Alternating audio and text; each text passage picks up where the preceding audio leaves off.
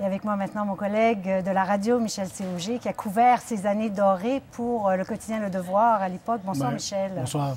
Alors, on l'a dit, il a beaucoup dépoussiéré cet hôtel de ville. On s'en souvient peut-être pas tellement, mais il a changé vraiment la culture de l'institution. Oui, absolument. M. Drapeau avait été là presque 30 ans et tout relevait du maire. Il n'y avait pas de directeur général à la ville. Il n'y avait pas de comité du conseil municipal. Il n'y en avait qu'un seul, celui du nom des rues.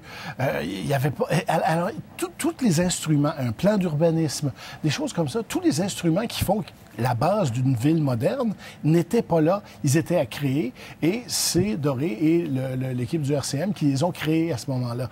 Aujourd'hui, on prend ces choses-là... Il a fait ça très vite. Aujourd'hui, on prend ça pour acquis.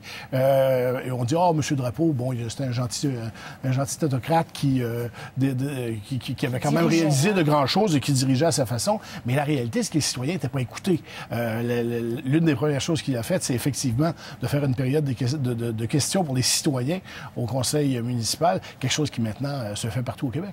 Donc, il aimait les Montréalais. Est-ce que Montréal serait la ville qu'elle est aujourd'hui si on n'avait pas eu le maire Doré? Je pense vraiment à ce qu'il a laissé à la ville, son legs patrimonial. Il y a deux legs là-dedans. Le premier, c'est regarder le legs de Pierre Bourque, regarder le legs de Gérald Tremblay. Je pense que c'est incomparable avec ce que Jean Doré a laissé d'une part. D'autre part, il a convaincu pour le 350e anniversaire de Montréal les gouvernements supérieurs de donner des legs à Montréal. Le musée de la Pointe-à-Calière en est un. Le Biodôme, quand il allait à Québec ou à Ottawa essayer de convaincre les fonctionnaires que c'était viable de prendre le Vélodrome olympique puis d'en faire le Biodôme, les fonctionnaires appelaient ça la jungle adorée. Ça a fini par marcher assez bien, cette histoire-là. Et la revitalisation du Vieux-Port, toutes ces choses-là étaient faites par les gouvernements supérieurs, mais à la demande de Montréal.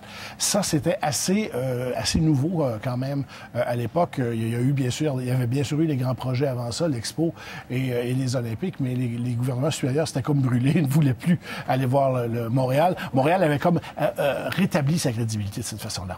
Bon, on a parlé de son rôle auprès des femmes, il a amené Léa Cousineau au conseil exécutif, son intégrité aussi, peut-être qu'il faut s'en rappeler aussi. Oui, parce que, bon, en ces temps de commission Charbonneau, il est facile de dire la ville de Montréal était corrompue d'un bord à l'autre.